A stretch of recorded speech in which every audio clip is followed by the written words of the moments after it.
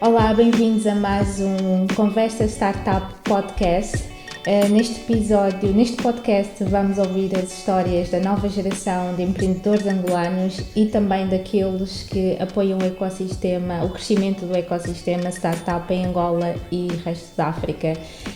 Hoje a minha convidada é uma pessoa que tem um conhecimento fantástico numa área que nós ainda não está muito desenvolvida no nosso ecossistema, e acho que vai ser uma conversa super interessante, principalmente para os empreendedores que estão aí na praça. Ouçam esta conversa com muita atenção. Bem-vinda, Luzana Costa. A Luzana é Platform Manager, depois vais explicar o que é isso, da Balderton Capital, que é uma Venture Capital, uma firma de capital de risco que investe em startups, e a Luzana já vai nos dizer aqui em que é que eles já investiram, de algumas startups. Bem-vinda, Luzana. Obrigada, Wanda, prazer estar aqui. Ótimo. Então, para começar, indo direto ao ponto, para aproveitarmos o nosso tempo, conta-nos um bocado da tua história, o teu background, o que é que tu fazes, o que é isso de ser Platform Manager, e explica-nos um pouco aqui também o que é a Balderton Capital, o que é Venture Capital, para quem não sabe. Ok, pronto, então eu sou a Luzana Costa, sou Platform Manager na Balderton Capital, que é um fundo VC em Londres. Na realidade, o meu background é em Geologia e Hidrologia Subterrânea. Tenho uma mestrado da University of Pennsylvania e eu tenho uma carreira no mundo dos petróleos antes de mudar para Venture Capital. Então, o que é Venture Capital?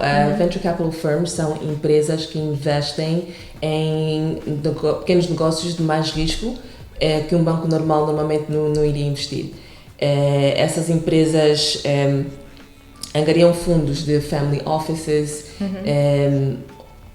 private equity banks, indivíduos com fortunas e juntam esse capital para depois disseminar em pequenos negócios. Ótimo. E nós sabemos, eu pelo menos sei que a vossa firma já financiou aqui, já investiu, aliás, não é financiar, é investimento mesmo, aqui em grandes startups conhecidas. Eu não sei, talvez no nosso mercado, uma das que pode ser mais conhecidas, se calhar, é a Revolut, não é? Porque tem uma fama internacional popular. Pois. Em que tipo de setores vocês investem? Nós somos, como é que se diz, sector agnostic.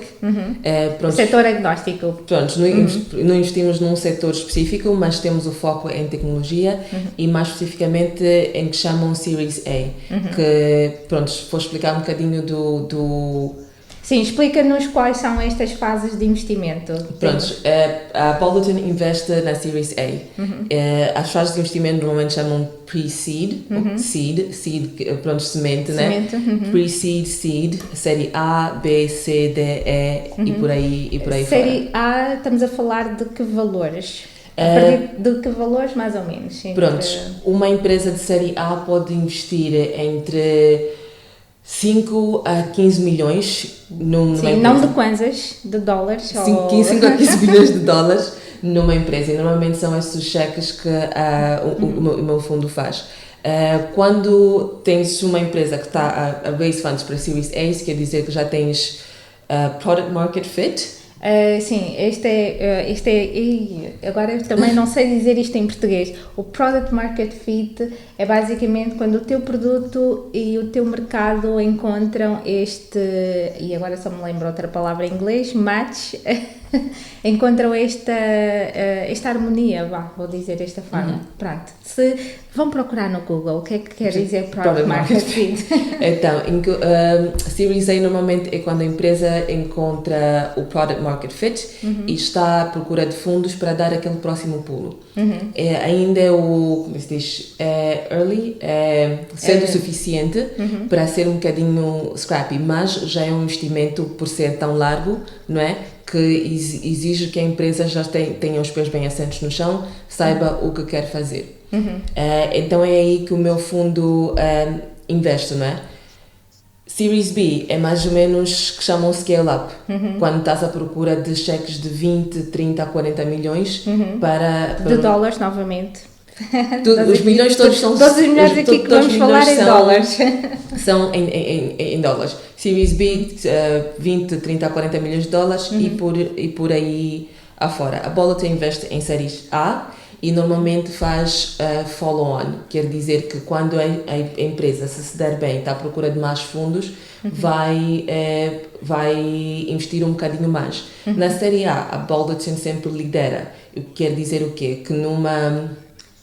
É um investidor é um investidor líder. primário. Sim, pois. primário, sim. É um investidor primário, então nós estamos sempre à frente, o que nos garante sempre um board seat. E sim, um assento no Conselho de Administração, acho pois, que é assim que vai haver muita sim. tradução aqui, que nos garante sempre um lugar no board seat e daí os nossos partners têm uma mão mais pesada no desenvolvimento da empresa, o que também é uma forma de garantir aos nossos limited partners, que são os LPs, e os LPs são as pessoas que investem no fundo para depois o fundo disseminar esse dinheiro, vejam que nós estamos realmente a cuidar do dinheiro. Outra coisa que as pessoas devem perguntar mais ou menos como é que uma firma dessas faz dinheiro, como é que, por exemplo, paga o salário da Lusana. Exatamente. É que como qualquer pessoa que está a gerir algo para alguém, há certas fees. Management fee, que é a taxa de gestão, basicamente. A taxa de gestão, vocês cobram, não é? Exato, que é um bocadinho alta, não é? Para poder Estamos fazer. a falar alta aqui mesmo na casa dos milhões. Na casa dos milhões. Pronto, uma management fee para poder gerir uma firma é um bocadinho altinha, sim senhora. Por exemplo, o nosso último fundo, we raised, se não estou em erro, 100 e poucos bilhões, não é? Ou seja, angariaram 100 e tal milhões de dólares para a criação desse fundo. De pound. Para a criação desse fundo, que é o sexto fundo, o sexto fundo da Bulletin. Para recuar um bocadinho, a Bulletin começou como um braço da Benchmark Capital, né? A Benchmark é uma firma de investimentos bem conceituada nos Estados Unidos, em São Francisco, e queriam ter um braço na Europa. E depois a Bulletin deu-se tão bem que a Benchmark praticamente deu um passo para trás e ficou a Bulletin autónoma na Europa a partir de 2000. E deu-se muito bem, então agora é uma das top 3 funds na Europa. Na Europa, sim. O dar-se bem aqui significa que investiu nas startups certas. Fizemos ótimos investimentos. Tu mencionaste a Revolut. É possível que o pessoal conheça a Vivino. A Vivino eu uso Vivino. Para quem gosta de vinho é uma ótima app. Investimos na Vivino. Uma muito popular agora nos Estados Unidos é a Depop. A Vestiaire Collective, para quem gosta de roupa de marca, a Vestiaire Collective também é uma das nossas.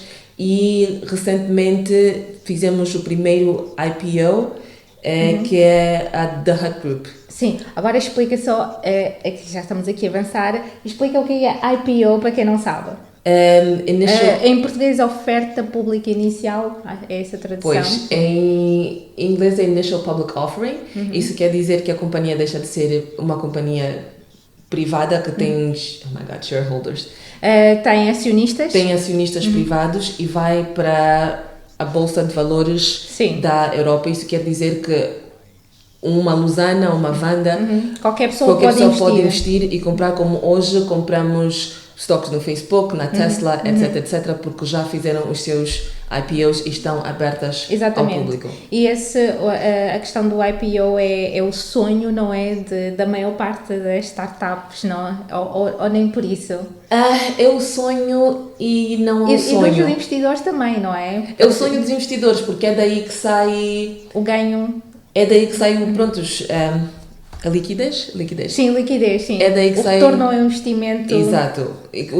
O que faz dizer, ok, isto é uma grande empresa que agora tem oferta pública e está a fazer dinheiro. Só, por exemplo, a Netflix.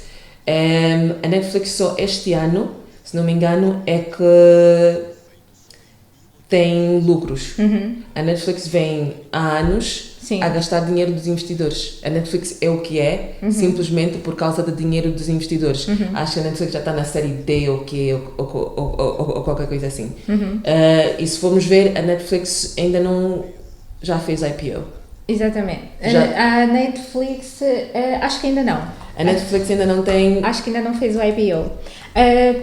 Agora vou guardar este gastar dinheiro dos investidores para mais um bocadinho, porque acho que isto é importante para o nosso mercado, que ainda está, na minha perspectiva, em fase embrionária, mas queria só recuar aqui um bocado, porque acho que o teu percurso é muito interessante. Tu és uma geóloga, não é? Que saíste da área de petróleos. Eu quero perceber, e se calhar quem está a nos ouvir também, e tu, acho que já deu para perceber, a Luzana não vive em Angola, tu trabalhas e vives em Londres. Então, como é que fizeste esta mudança de carreira? Agora só me lembro também a expressão em inglês, como é que fizeste este get into VC? Como é que passaste como é que fizeste este salto para entrares então no mundo de venture capital, sendo geóloga e trabalhando na área petrolífera? Como é que foi esse salto? E trabalhavas aqui em Angola antes de ir para Londres? Pois. Ok, então como é que surgiu essa oportunidade? Como é que fizeste esta mudança de carreira? Até para quem está a ouvir e quer, sei lá, num futuro próximo trabalhar em VC. Ok, vou voltar um bocadinho para trás. Eu sempre quis fazer ciências políticas. Fui expressamente proibida pela minha mãe de fazer ciências políticas, por razões óbvias aqui em Angola. Sim, aqui era não fala política, não te metas em política. Meu pai estudou ciências políticas, a minha mãe nunca quis que eu fizesse, tipo, nada relacionado, desautorizada a fazer qualquer tipo de coisas que tenham a ver com política. A seguir eu queria fazer jornalismo. Queria ser war correspondent, correspondente de guerra. Outra coisa que a minha mãe disse, eu não pago para tu fazer isso. Então, nessa evolução, eu decidi fazer geologia, porque, mais por causa de minha tia Lola, que é uma geofísica tipo super para frente. Eu dizia, ok, o que ela faz é super interessante e eu sempre gostei de coisas um bocadinho mais difíceis. As minhas melhores notas sempre foram em português, inglês, história, coisas mais ciências sociais, mas eu achava mais challenging, matemática e física e etc. Então preferia sempre fazer essas coisas. E eu disse, ok, vou fazer geologia porque acho que vai ser desafiante, o que realmente foi e gostei bastante. E para o meu mestrado, sabendo certamente que ia voltar para Angola para trabalhar na área petrolífera, eu fiz Groundwater Hydrology, que traduz para hidrologia subterrânea, porque não queria fazer ciências de petróleos, porque, ok, queria ter uma visão um bocadinho mais ampla das coisas, mas nunca deixei de ter aquela cocinha atrás da orelha que há outras coisas para fazer, outras coisas para ver, etc, etc. E na minha universidade, eu estudei na University of Pennsylvania, que tem nos Estados Unidos, que tem uma das melhores business schools no mundo, dizem, não é? Harvard, Yale, etc. E a Wharton, que está dentro a Wharton é bastante conhecida, sim. E foi aí que eu acho que tive o meu primeiro contato com o mundo de venture capital, de tipo ouvir falar. Ouvir falar e ouvir dizer e pronto, porque a maioria dos meus colegas estavam naquela escola, iam para finanças e banking, etc. e para VC. E foi aí que eu descobri que VC é tipo um mundinho pequenino. É uma subcategoria do mundo das finanças, que não ganhou prominência até mais ou menos os anos 80, 90, depois com a bolha do dot-com, né? E depois começaram a surgir os investidores canos, o Andreessen and Horowitz e o pessoal da Sequoia, etc. As grandes firmas de investimento do Silicon Valley começaram a sair as grandes empresas. Mas isso foi, ok, ouvi falar e ficou de lado. Percorri a minha carreira normal, acabei o meu mestrado, voltei para Angola e comecei a trabalhar para uma empresa petrolífera, que então aquilo era, ok, voltei para Angola, aqui estou, acabou, vai ser a vida aqui. 6 meses mais tarde encontro-me na Dinamarca, a trabalhar para a mesma empresa, e da Dinamarca, Noruega, e Houston, e Doha, e Qatar, e aqui de volta para Angola, e de volta para a Dinamarca. sempre nessa vida, e que chegou a um certo ponto que aquele ruidinho que sempre tive desde criança, que ok, há mais, começou a virar gritos na minha cabeça.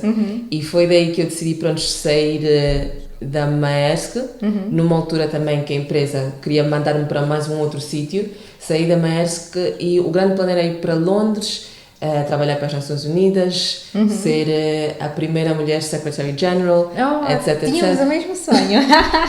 Tivemos mas o mesmo sonho tipo, aqui. obviamente não foi por esse caminho.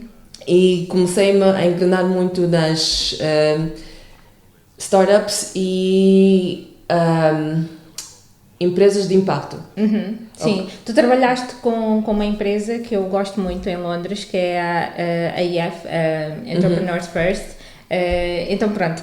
Pois, mas antes da IF eu aproveitava toda a oportunidade que houvesse para fazer trabalho de voluntariado, que fosse para fazer coisas de impacto social, eu queria fazer. Mas por estar um bocadinho habituada ao mundo dos petróleos, que tudo é em escala enorme, ou seja, a Lusana está aqui, ok, esse projeto são 10, 20, 30 milhões, estás a trabalhar nesse projeto, as coisas começaram a parecer pequenas.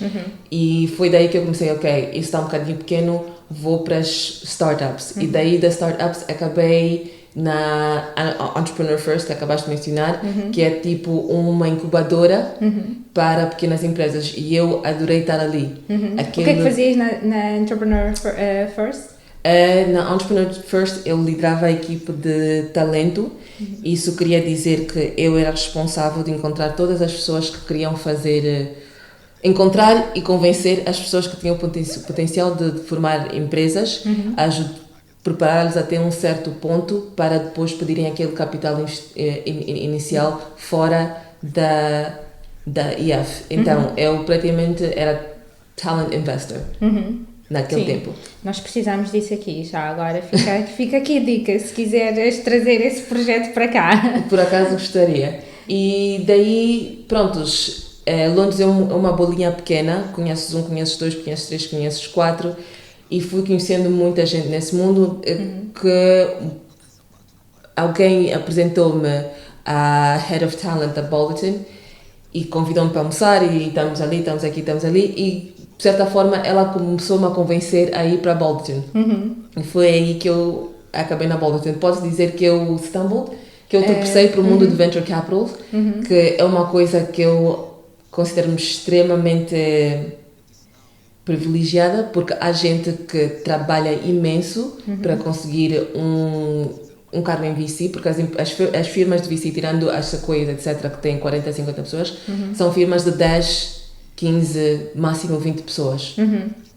Então é mesmo, e são espaços limitados, e estava aí eu. Ótimo. E isso, aliás, tu aterraste graças ao teu trabalho também, e aqui acho que é importante frisar, graças ao poder das redes de contactos, que é uma coisa que eu tento sempre passar aqui esta mensagem às pessoas para usarem e abusarem das suas redes de contacto. O capital e social. partilharem as nossas ideias, os nossos trabalhos, porque só assim as pessoas é que vão saber e conhecer. Exato. Não é? O capital social foi muito importante, mas também tenho que dizer que skills transfers. Eu transferência de competências. Exato. Sou geóloga, mas muito do trabalho que eu fazia era operacional, era muito project management. E eu vi isso traduzir-se muito bem para o mundo tech. Eu tinha uma capacidade maior de comunicar com technical CEOs e etc., porque já tinha esse background. Então, excelência profissional, fazer tudo sempre. Se te pedem 100, tu dás 150. E isso passa ok, podes conhecer meio mundo, mas se meio mundo acha que tu não és capaz, não vai dar a lado nenhum. Então é sempre fazer não só bem, mas fazer melhor.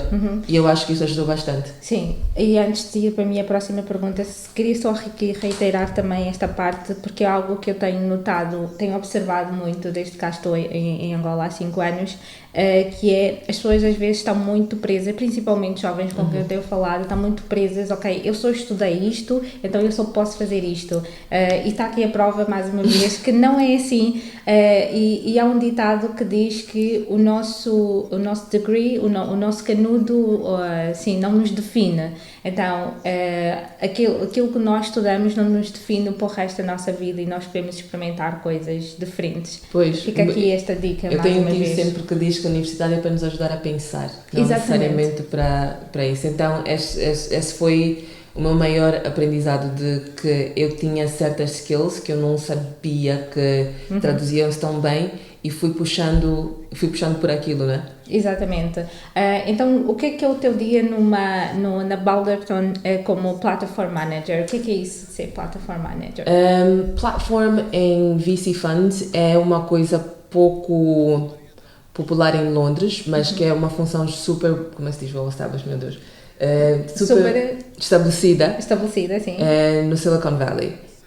Isso porque a maioria dos Venture Capital Funds, no princípio, eram pessoas que vinham dos bancos, então tinham aquele knowledge de finanças, etc. Normalmente quem trabalha em VC, o perfil ideal é Business School, Finance, Finanças, Bank of America, Merrill Lynch, Goldman, ou uma das três consultorias, Bain, McKinsey, etc. E daí tem mais facilidade em se inclinar nesse ramo. Quando a firma Andreessen Horowitz foi fundada, os dois fundadores, o Andreessen é conhecido praticamente como um dos cofundadores da internet. Isso é, sim, exatamente. Para quem não sabe, aconselho a pesquisar isso. Marc Andreessen, procurem o Marc Andreessen, é um dos fundadores da internet. Então, é uma pessoa super técnica, com experiência operacional. E se você, a firma é Andreessen e Horowitz, não é? O Marc Andreessen e o Ben Horowitz. E o Ben Horowitz tem um livro chamado The Hard Thing About Hard Things, que eu aconselho vivamente esse livro. Que eu acho que é um bocadinho, eu li o livro, achei um bocadinho óbvio, mas pronto, ajuda muita gente. Mas para pessoas que, como eu e tantas outras, acho que é uma excelente leitura, principalmente para quem está a começar. Exato. E quer perceber como fazer as coisas. Super recomendo. Então, tem duas pessoas que viram que recebiam simplesmente dinheiro dos fundos e os investidores só queriam saber do retorno. Não ajudavam em mais nada, não é?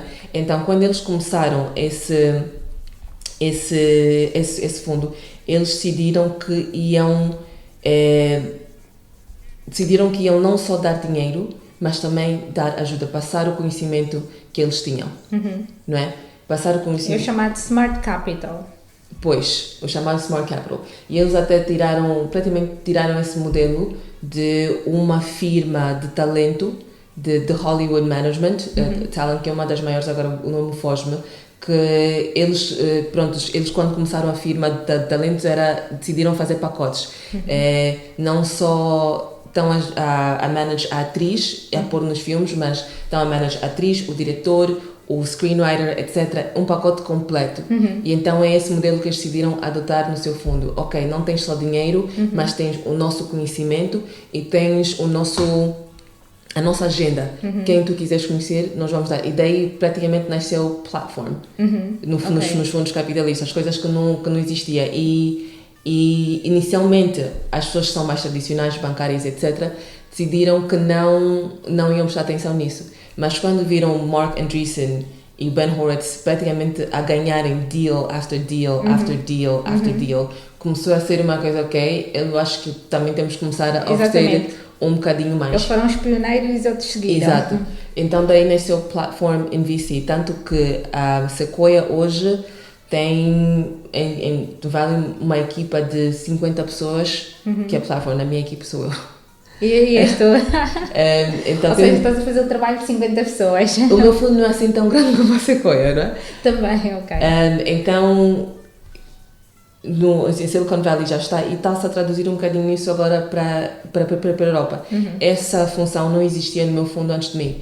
Praticamente a função foi criada e eu decidi E eu tive o poder de decisão o que fazer da nossa plataforma, porque cada fundo decide minimamente o que fazer da sua plataforma. Okay. E então, a nossa plataforma inclui talent, people, né?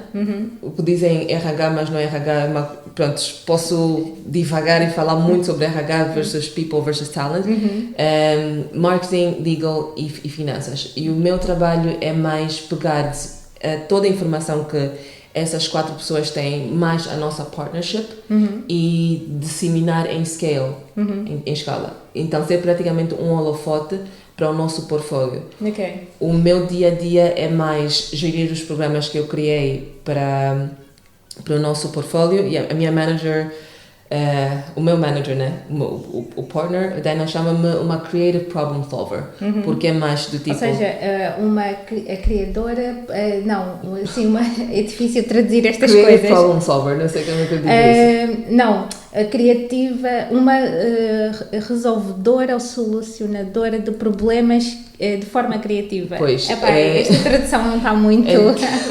Não está muito, então não sei exatamente como é que eu digo isso, mas o meu dia-a-dia é mais gerir os programas que eu criei para os nossos CXOs querendo dizer o CEO, CEO, blá blá blá, dar o suporte a eles, fazer o onboarding das empresas novas, que nós investimos praticamente em 25 a 30 empresas por ano, então fazer aquele onboarding, saber em que fase é que eles estão, o que é que eles precisam, quem são os founders, como é que... Qual é o apoio que eles precisam para... Exato. Não é? E responder muitos e-mails e darem muitas chamadas durante o dia. Faço o management de todos os nossos suppliers. O meu trabalho é saber quem é quem, e se eu não tenho a solução, saber quem tem. E a maioria dos e-mails que eu recebo é: Luzana, preciso disso. Ok. Tens que ir à procura. Pois, eu quero ir à Lua hoje, então eu tenho que resolver como é que as pessoas vão à Lua hoje. Mas tenho a oportunidade de conhecer muita gente a fazer coisas incríveis e pronto, E como é que te preparaste para esta carreira, não é? Como é que te preparaste para este trabalho que estás a fazer? Na Entrepreneur First, eu lidava com founders que ainda não tinham empresas. Tipo, aquela insegurança, aquele medo. Então, era meu trabalho ter respostas para eles. Mas era do tipo, nós tínhamos cohorts? Calma, tenho que ver o dicionário. Pronto, tínhamos grupos de 6 em 6 meses de 100 pessoas. Turmas de 100 pessoas, não é? Então, eu tinha que encontrar essas 100 pessoas e convencê-los a entrar para o programa, ajudar-lhes durante o programa e depois passar para a equipa de funding que ajudava-lhes a procurar funding. Como é que eu me preparei? Era do tipo, ver quais eram os problemas que eles tinham nesse início de carreira. De carreira, e já entender como é que querem formar a sua empresa, fazer-lhes pensar que people, etc. As empresas da Balderton, eu disse ao meu manager uma vez que no princípio é um bocadinho de um shit show e eu gostaria de ver como é que é o shit show do outro lado. Shit show, é melhor não traduzir isto em português, vão ver o nosso podcast é friendly. Como é que eu me preparei? Era sinceramente estudar empresas e ver onde é que as empresas quebram, como é que as empresas quebram, saber quem são as pessoas mais inovadoras que estão em cada ramo e saber disseminar essa informação. E pronto, muito process management e people management. Sim. Tenho uma amiga que Ou diz... seja, gestão de projeto e gestão de pessoas. Exato. Então, criar processos. Eu adoro um processo para ser bem feitinho. A minha vida pessoal, eu giro a minha vida no Excel. Se não está, eu estava a dizer outro dia a alguém, se não está no meu calendário não existe, não vou aparecer, não vou saber. Então, criar processos para disseminar informação e são coisas que eu já sabia. São coisas que eu já sabia, mas não sabia que sabia. Então não houve assim uma preparação, foi mais, ok, qual é a forma mais criativa de eu poder fazer isso, o que é que as firmas em Silicon Valley estão a fazer e como é que eu posso traduzir isso para a Europa. Muito interessante. E já dou aqui para reparar que tens muito para nos ensinar aqui no nosso ecossistema angolano. Então, ok, já estás aqui em alguns meses, não é? Desde que começou a pandemia, estás aqui em Angola. 2 minutos só. Mas já, eu sei que andaste já a ver muita coisa e a falar com muita gente. Qual é a impressão que tu tens sobre aqui o nosso ecossistema startup? Não vou dizer angolano, mas luandense. O que é que tu achas? Achas que já temos um ecossistema vibrante? O que é que falta? Quais são as tuas impressões daquilo que já conheceste? Como é que se diz pleasantly surprised? Ficaste surpresa, mas de forma positiva. Sim, fiquei surpresa de forma positiva. Pronto, há 2 lados nisso, né? O lado do investimento, do capital, do VC style e o lado das startups. Eu acho que o ecossistema, vou generalizar, não posso dizer em Angola porque em Luanda é uma bolhazinha, mas posso generalizar um bocadinho para a África, que nós aqui em Angola estamos numa fase mais nascente do ecossistema e já se notou uma mudança no consumidor angolano do tipo as coisas que o consumidor quer, as coisas que o consumidor precisa e vê-se bastantes empresas a tentarem alimentar essa demanda, não é? Mas uma das coisas que eu também dei conta que é, não basta pôr tudo na internet, não é? Sim. Não basta pôr tudo num aplicativo, porque eu acho que growth e scale vem de conhecer o crescimento e escalabilidade, para quem não está. Growth e scale vem de conhecer o cliente bem, e nós as nossas proxies são nós lemos livros do Silicon Valley e vemos essas coisas que necessariamente não se traduzem. Nós precisamos de um playbook que é mais angolano, eu diria até mais africano, porque há muita coisa que é transversal aqui ao nosso contexto. Um playbook mais africano. Não basta só conectar demanda para a internet às pessoas, porque não vai ser suficiente. Então eu já estou a ver uma nova geração, porque eu não digo que já fiz a pente fino, mas já há algum tempo que eu estou a prestar atenção nisso. Já se vê uma nova geração de fundadores que está a prestar atenção a isso, que vê, ok, a minha scale não vai ser só de quem tem poder de compra imediato. Tenho que fazer alguma coisa que abranja, se for mais consumer, né? Que abranja também as pessoas que não estão em Luanda, que não têm esse poder de compra imediato. E se não é consumer, se é B2B, ok. Business to business ou de empresa para empresa? Pois, se é de empresa para empresa, o que é que as minhas empresas cá precisam que ainda não existe muita coisa, mas como é que eu vou me diferenciar?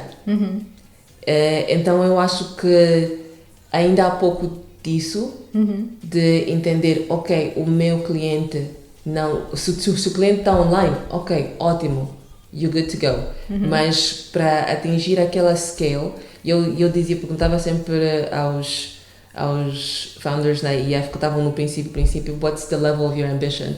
Qual é o nível da tua ambição? Qual é o nível da tua ambição? Até onde é que queres chegar? Não é? E é isso que eu quero ver mais dos founders angolanos, luandenses, não é? Sim, quer dizer que ainda falta ambição, falta um nível de ambição grande, aquela parte de pensar em grande. Exato. Nos fundadores angolanos. E eu não estou a falar só de pensar em grande em África, estou a falar ainda de pensar em grande em Angola. Exatamente. Qual é o serviço que vai ter um cliente de Cabinda ao Cunene? O que é que vai ser, não é? Eu adoro que a nova geração tem apps. Chamado, há 5 anos atrás, 6 anos atrás, sei lá, eu nunca queria me pôr num táxi.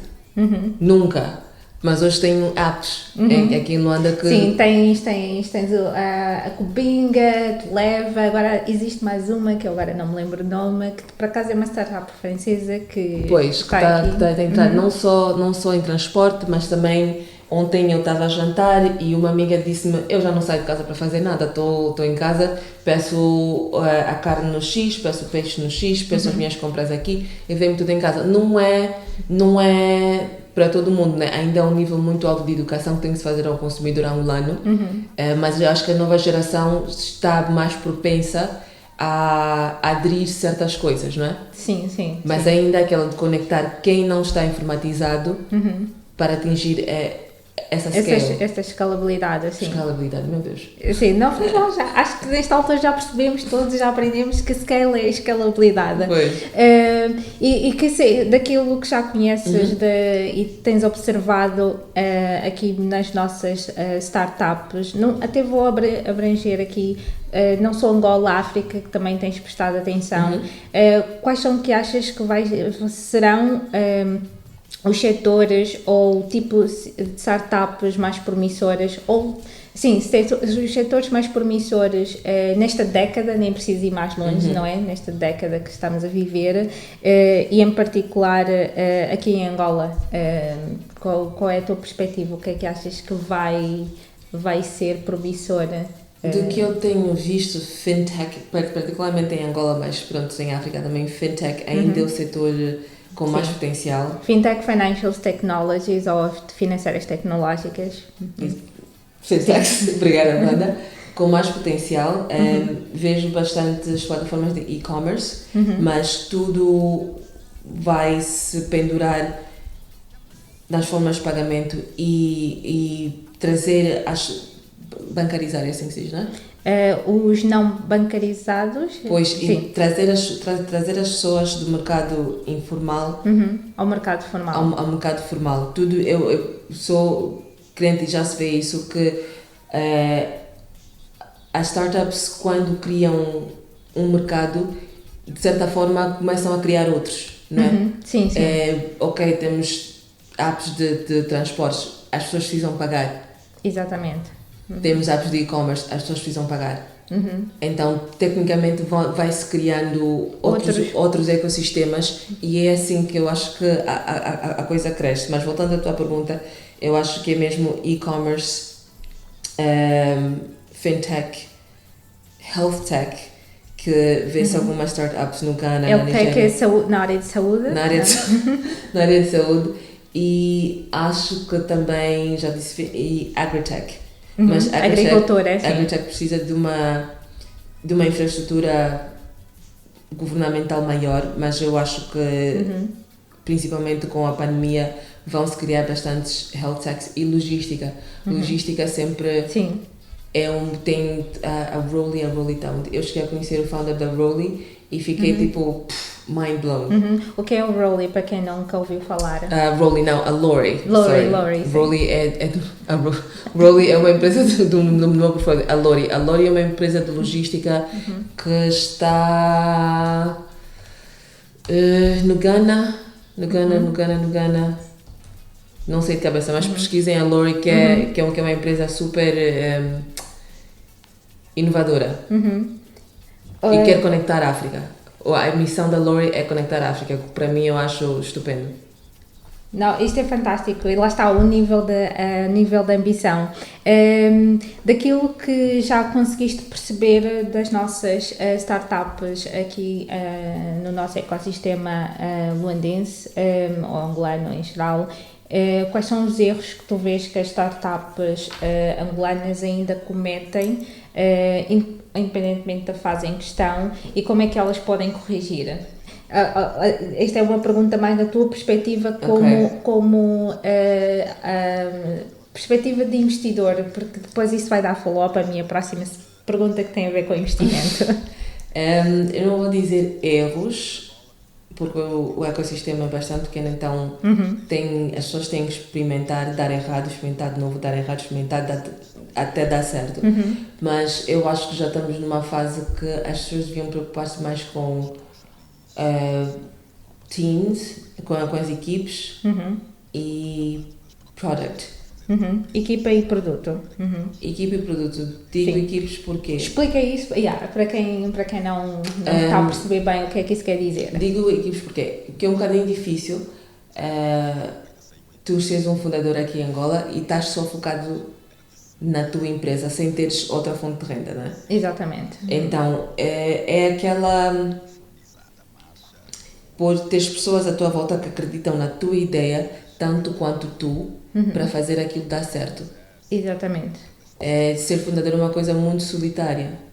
Muito, muito solitária. Então, foco nas equipes de, ok, esta pessoa, estamos a fazer isso e vamos encontrar outras pessoas que também queiram fazer isso connosco e tenham essa mesma visão. Há um ótimo livro chamado Originals,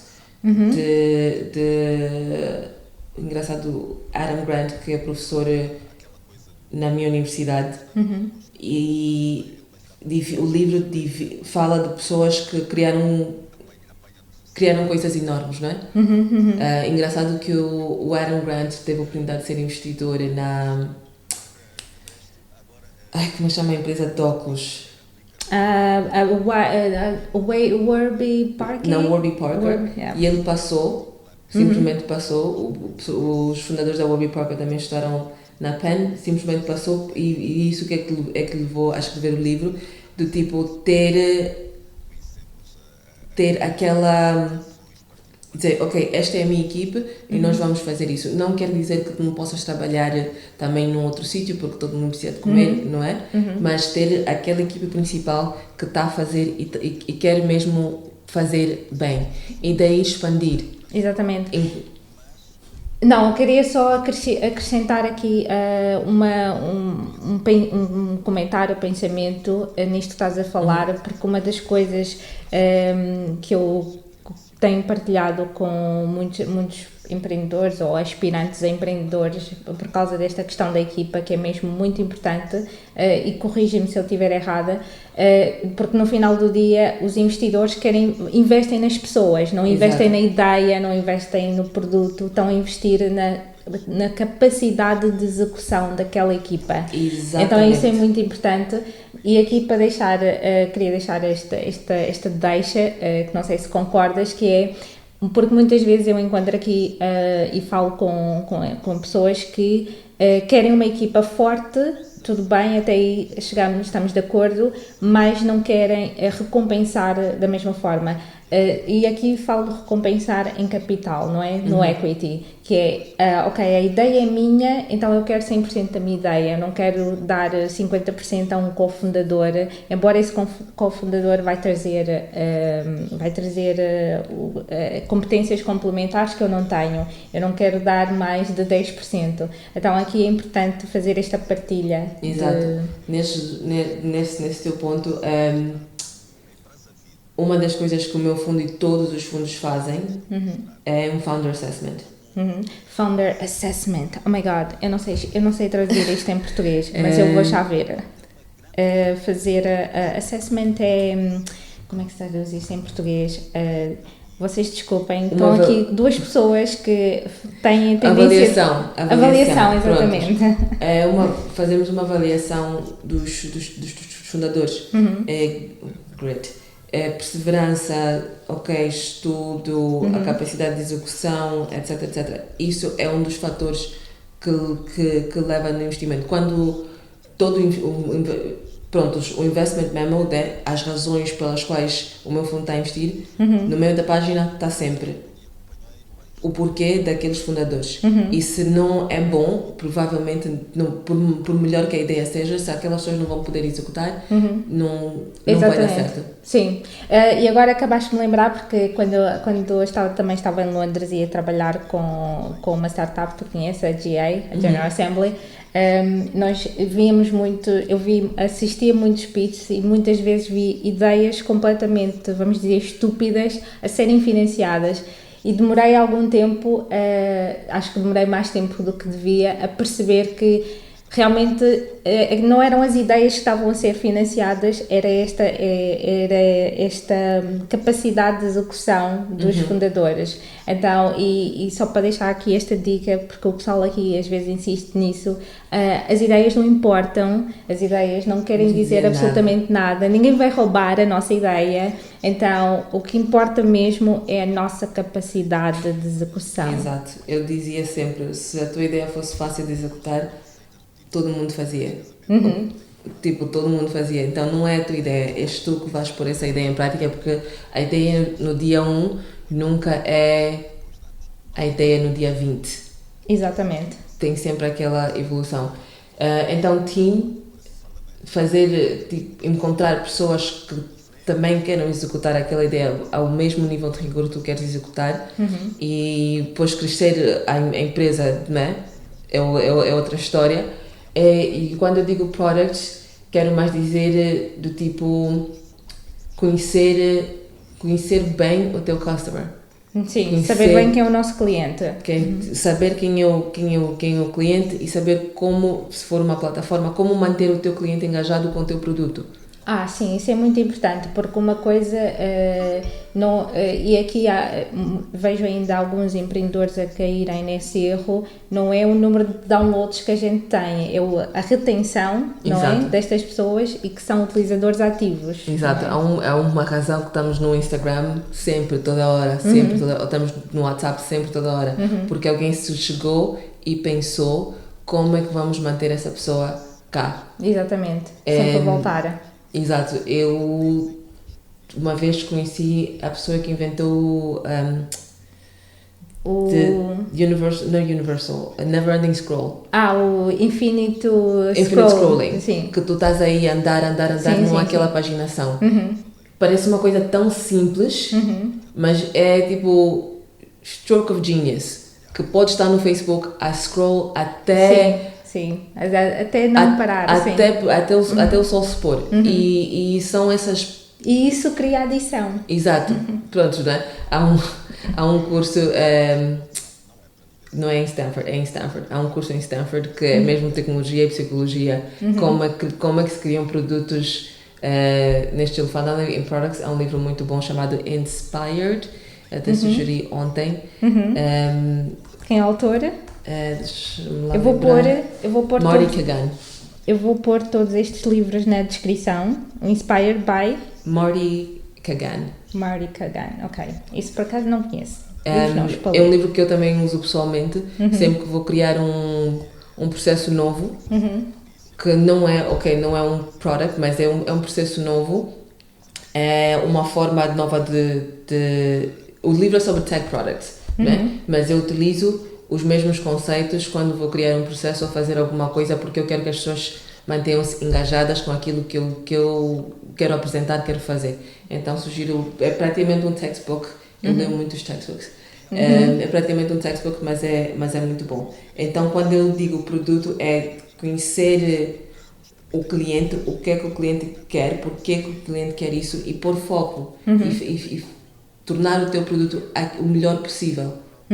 Não é? Sim. Há produtos que são... que a pessoa não se... Normalmente o fundador tem tanta convicção que o cliente vai querer aquilo, mas o cliente ainda não sabe. Exatamente, lá está, é por isso é que é importante ir falar com os nossos potenciais clientes, ouvir feedback. Exato. E para fazer essa descoberta, eu sugiro um outro livro, The Mom Test. The Mom Test, esse é um bom livro, também sugiro. Para fazer essa descoberta, um dos exemplos mais óbvios que eu acho é o iPod, que ninguém precisava de um iPod, mas todo mundo precisava, mas ninguém sabia que precisava. E também da Apple, wireless headsets. Exatamente. Ninguém sabia que precisavam tanto, mas todo mundo precisava. Então, eu acho que é isso que as pessoas cá entender o seu cliente, porque o cliente aqui não é o cliente na Europa. Eu acho que aqui em Angola ia ter dificuldade, estamos 4 pessoas nessa sala a trabalhar para criar uma coisa sem ter que ir à rua. Exatamente. Não, aqui temos que ir à rua. Em qualquer lado temos que ir à rua, mas aqui principalmente temos que ir à porque rua. as pessoas não estão, a maior parte do mercado não está conectado ainda. Então Exato. temos que fazer esse trabalho de campo e colocar-nos, lançar-nos mesmo na praça. My 2 cents. Exatamente. Um dos grandes desafios para startups angolanas e não só, e africanas ainda, eu não sei se conseguiste ver o relatório de investimento, um dos relatórios de investimento que foi feito sobre a África, acho que partilhei contigo, o da Brighter, e as startups africanas conseguiram chegar ao valor de mais de 1 bilhão, quase 2 bilhões, 1 ponto qualquer coisa, de dólares em investimento. Um dos desafios no nosso mercado é fazer angariação, não é? Fazer fundraising, angariação de investimento, porque ainda temos um leque muito pequeno de investidores anjos. Eu acho que nem sequer temos VCs agora, com a explicação que tu deste, acho que não temos nenhum VC em Angola direcionado para este tipo de empresas inovadoras, mas já temos alguns business angels, isso posso afirmar. Ainda não temos nenhum clube ou associação ou sindicato de anjos, mas já temos alguns indivíduos que já financiam, já investem, aliás, para fazer aqui a distinção entre financiamento e investimento, já investem em startups.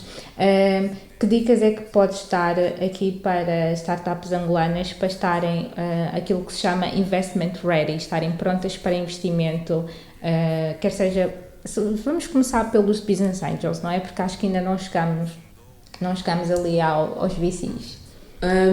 Daquilo que já conseguiste perceber. Se eu for a ver, pronto, business angels angolanos, não é? Eu digo que, pronto, os nossos... E não só, também pode ser tentar fazerem fundraising com business angels, fora. Pronto, vou começar aqui por Angola. Não posso dizer fato, porque não conheci todo mundo, e se alguém quiser falar comigo, eu estou super disposta a falar, mas eu acho que os nossos business angels ainda são um bocadinho pouco sofisticados. O que é isso? O que é que isso quer dizer? Pois, nesse sentido pouco sofisticado, quero dizer o quê? Que sentar, ter um term sheet, ter ler uma P&L é uma tabela de profit and loss, não é? E pedir mais. Ok, um angel não está assim muito preocupado porque ele quer entrar cedo e tem que ter confiança para que vai haver investimento mais tarde e que o seu investimento inicial vai dar certo, não é? É mais do tipo... Pois, não há aquela sofisticação de pedir o papel, tipo, dig um bocadinho mais, fazer um bocadinho mais de due diligence. Due diligence, não é? E para os founders que estão à procura de investimento, eu sugiro fazer esse trabalho ahead. Sim. Dizer, eu tenho estes dados, vir com os números, porque se for haver um angel, não vou dizer VC, haver um angel, né? O angel vai querer saber quem tu és, a tua capacidade de execução, se ao menos for friends and family. Se for friends and family, já é uma coisa diferente, né? Sim, amigos e família já nos conhecem. Pois, há professional angel investors que são um bocadinho mais rigorosos naquilo que eles estão à procura. Então, uma das outras coisas é que os dados aqui não existem. Então, se a tua empresa conseguir ter os dados tipo, fazer o estudo de mercado é uma coisa que as pessoas dizem, fazer aquele estudo sobre o customer, sobre o mercado e ter aqueles dados, já não é só uma mais-valia para o investimento, é uma mais-valia para ti. Isso é uma informação super relevante. Sim. Imagina se todas as empresas pesquisarem o seu próprio mercado. Exatamente. E tipo, isso ia ser enorme. Então eu acho que ter aqueles dados, ser mais profissional naquilo que estão a fazer. Absolutamente. Se é só seed, tipo, estás a começar, tens uma ideia hoje, prepara um pitch deck. Prepara um pitch deck. Pitch deck é uma apresentação. Prepara uma apresentação. 10 slides no máximo. Teu porquê, o problema que estás a tentar resolver, porquê que queres resolver esse problema, porquê que achas que esse problema precisa ser resolvido. What is it? Já dá uma apresentação completamente diferente a um investidor quando vais falar da tua ideia. Exatamente. Não é? E ter dados. Faz o teu estudo de mercado. Faz questionários, vai à rua entrevistar pessoas, fazer perguntas e trazer esses dados. Exato. E põe isso, make a presentation, faz uma apresentação e tem isso pronto. Eu acho que isso para angel investors, isso é uma das coisas mais simples. Sim. Quando tu vais para um fundo tipo a Balderton, ok, o jogo é um bocadinho diferente, né? Quem é o teu time, normalmente os investimentos da Balderton são investimentos que já outros investidores já sniffaram. Né? Sim. Então é uma coisa um bocadinho super competitiva. Mas esses founders têm o quê? Já estão a track desde o primeiro dia, se é e-commerce, número de compras, etc. Começam a fazer um track mais ou menos básico para verem a evolução do negócio até chegarem ao ponto que vão pedir dinheiro. Exatamente, sim, já tem este processo. Exato, tu queres chegar com as respostas de qualquer pergunta que forem te fazer. Sim. E se não tens a resposta, tens de ter uma razão porque não tens a resposta. Exatamente, e isso que acabaste de dizer, posso partilhar aqui um pouco em primeira mão, que é um processo que nós dentro da Bantu Makers estamos a passar com uma das nossas startups, que estamos a fazer uma ronda de investimento ainda pre-seed, ou seja, ainda pré-semente, mas que, por exemplo, nós é que tivemos que fazer o term sheet, fomos ao Google procurar templates, modelos de term sheet, que tem muito por exemplo, a Y Combinator apresenta os modelos e outras organizações deste tipo, e nós pegamos e trabalhamos como advogada local para adaptar aquele term sheet e apresentamos esse term sheet. Term sheet aqui é em termos de investimento, basicamente onde vem tudo, não é? As condições daquele investimento, para que é que vai ser usado aquele dinheiro e quais são as condições de retorno. E alguns dos nossos investidores nesta ronda, pré-semente, é a primeira vez que estavam a ver um term sheet na sua vida. Então, tem sido, ainda não terminou, mas tem sido uma experiência muito desafiante, porque eu tive que aprender a traduzir aquela linguagem toda, não é? Para um português e para se enquadrar depois, graças à ajuda que nós tivemos da nossa advogada Ana, ela conseguiu enquadrar aquilo no nosso quadro legal, que nós não temos essa cultura de fazer esse tipo de contrato de investimento. Tem sido desafiante, mas dá trabalho, leva muito tempo, mas no final deu certo, e é mesmo isso.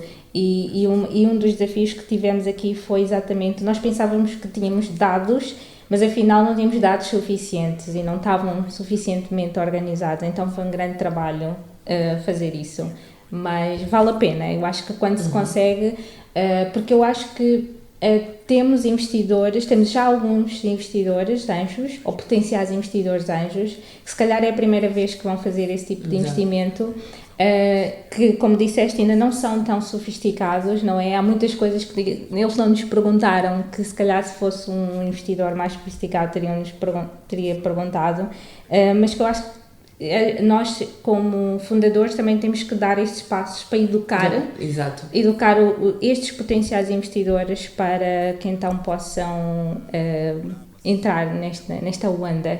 Exato. E há uma diferença, por exemplo, em Silicon Valley há tantas empresas que praticamente a forma de investir é spray and pray, não é? Sim, como é que se diz? Spray and pray borrifar e rezar, exatamente. Ou seja, pões dinheiro em... Sim, vais pondo dinheiro em várias empresas. Sim. E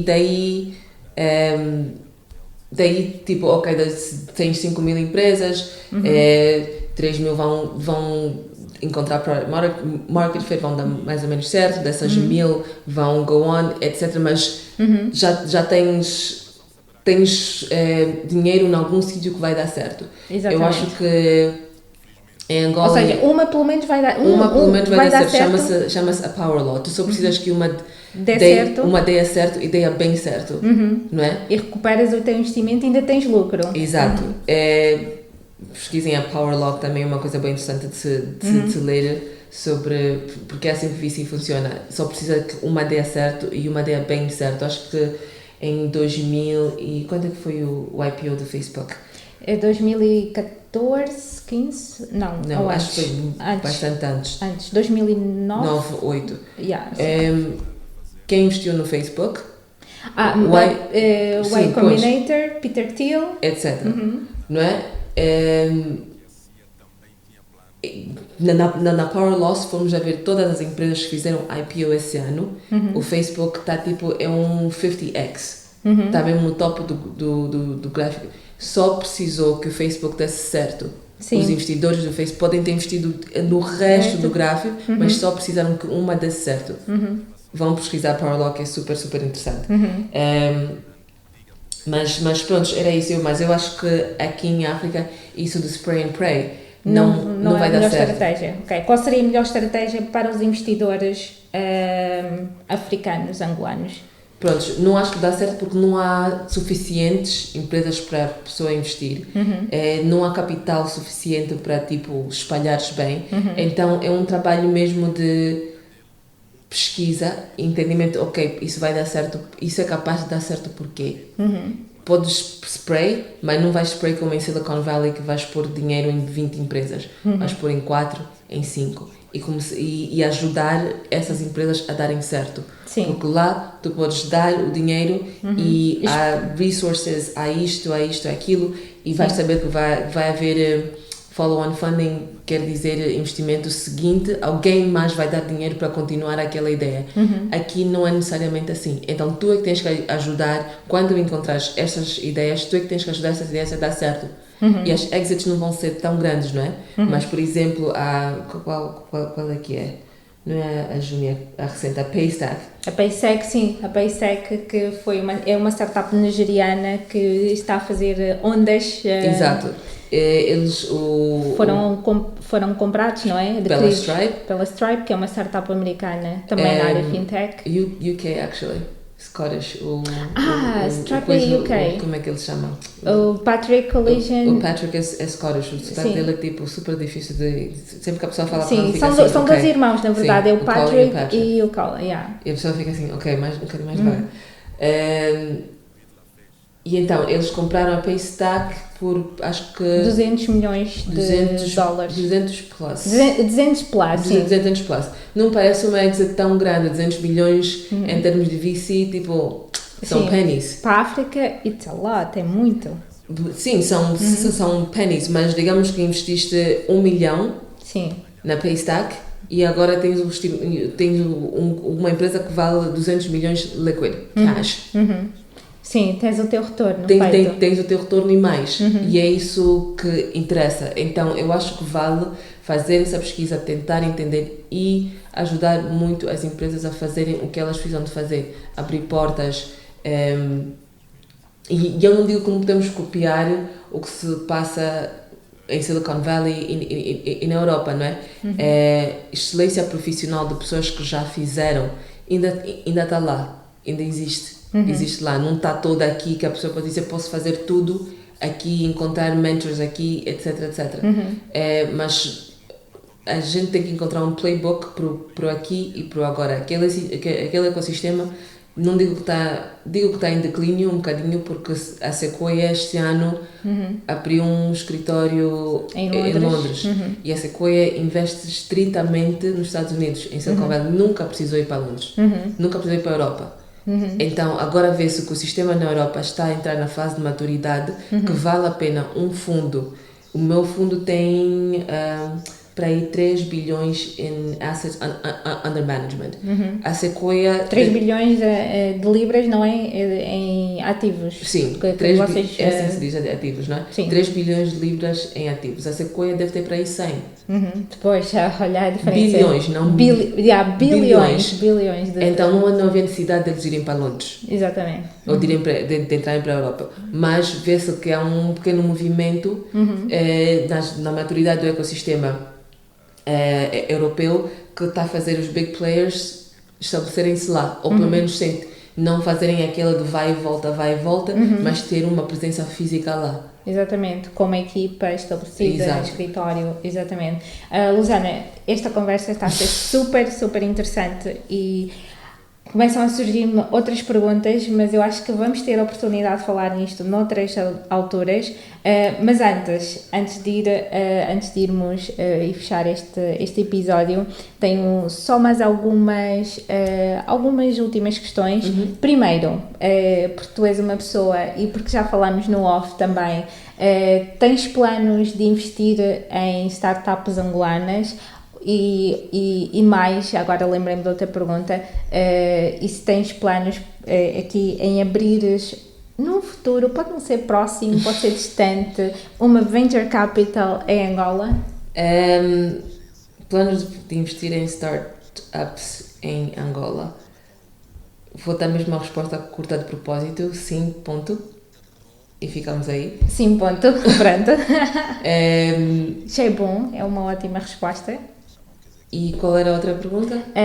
Se num futuro a médio e longo prazo tens interesse em trazer aqui, em criares o teu próprio fundo Venture Capital Fund em Angola? Outra resposta curta, sim, ponto. Então era só estas respostas que eu queria ouvir e pronto, vamos ficar atentos aqui.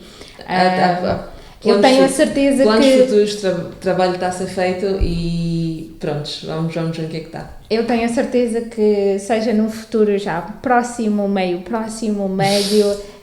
eu acho que no momento em que começares a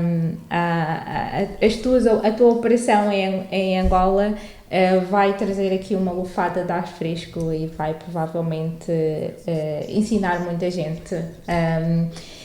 E qual foi o melhor conselho que já recebeste na vida e que queres partilhar aqui com os nossos ouvintes?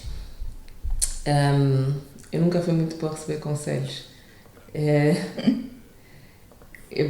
A minha mãe chama-me teimosa, mas eu sempre tive muita certeza, não necessariamente do que eu queria, mas do que não queria. Então nunca fui muito boa a receber conselhos. Pronto, então Pronto. Se tiveres que dar um conselho aos nossos empreendedores angolanos, e não só, eu vou abranger porque empreendedores e potenciais investidores anjos, porque é o teu know-how aqui, quais são estes conselhos que darias? Voltando ao capital social, eu diria que as pessoas deviam saber quem está à sua volta. Eu não sou boa networking, não gosto, acho super estranho, mas faço. Não parece, depois desta conversa. Não, eu faço parte, faço super bem, dizem, mas não é uma coisa que eu me sinto super confortável em fazer. Mas eu diria o capital social, tenho sobre os conselhos, eu resolvo tudo muito na minha cabeça e depois vou às pessoas mais próximas a mim saber, aos meus mentores, para poke holes no que eu pensei e me fazerem ver coisas que ainda não tinha visto. Mas eu diria o capital social é uma coisa muito importante Diria também para ter força de convicção. Eu no princípio disse que sempre tive aquela coça atrás da orelha, fazer mais, que até tornou-se um grito na minha cabeça, dizer, ok, estás parva, tens de fazer outra coisa. Então ouvir aquela voz interior e ter convicção nas tuas ideias. Sim, termos determinação e para fazer acontecer. Exato. E mencionaste aqui uma coisa muito importante, que são os mentores. Quem são? Queres partilhar ou podes partilhar connosco quem são os teus mentores, as pessoas que te inspiram e que te ajudam, que te guiam? Meus mentores profissionais, tenho duas pessoas com quem eu estou sempre a comunicar regularmente, mas tenho um conselho, não ter só um mentor que é daí que sai tudo, é ver perspectivas de outras pessoas. Ando sempre a falar com muita gente. Os meus mentores são o Lars e o Anders. O Anders, que é um dinamarquês da minha empresa antiga, e o Lars, que era um dos partners do meu fundo agora, que são pessoas que nunca me deram conselhos, nunca me disseram o que eu tenho que fazer, mas ajudam muito a pensar. E eu acho que isso aqui é importante. Pois, meus mentors, em quem é que eu me inspiro? Eu me inspiro muito nas mulheres da minha família, a minha mãe e as minhas tias, e inspiro-me muito nas pessoas. Eu tento sempre não estar muito próximo às pessoas que eu admiro, porque pelo meu trabalho eu tenho a possibilidade de chegar a certas pessoas que eu admiro, então, mas prefiro não procurar para não estragar essa imagem.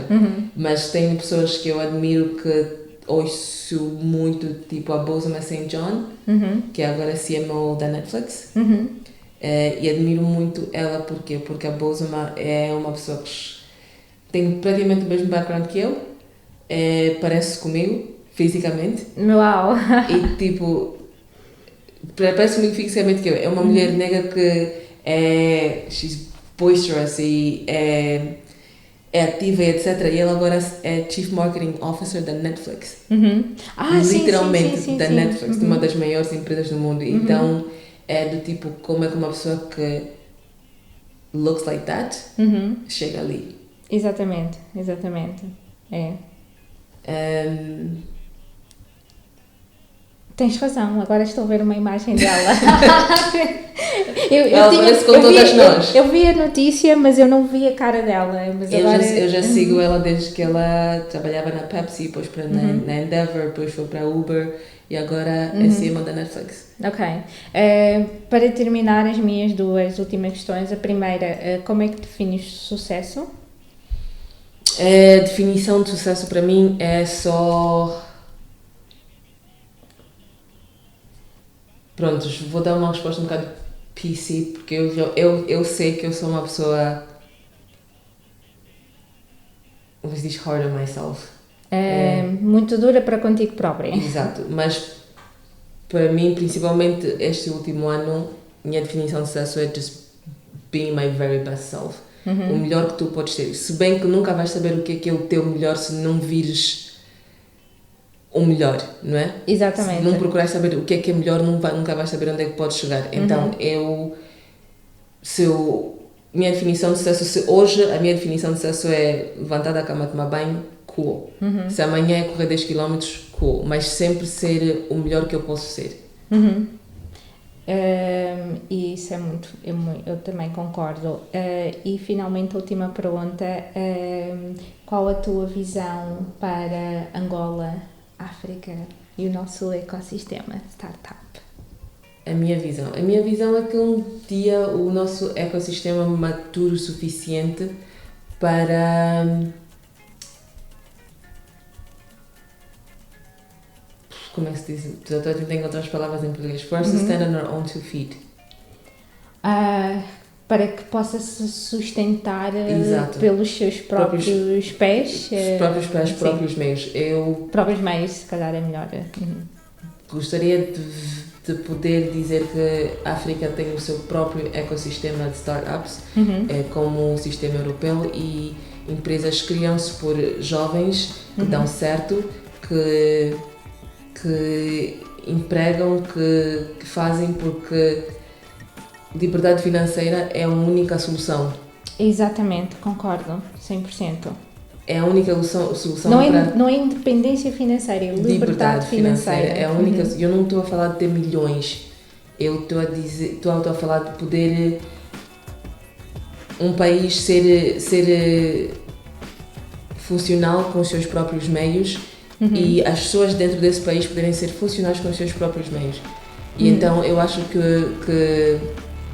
pronto, há muitas coisas que têm que mudar na periferia, governos, etc, infraestruturas, mas eu acho que há uma grande oportunidade, pelo que aconteceu em Silicon Valley.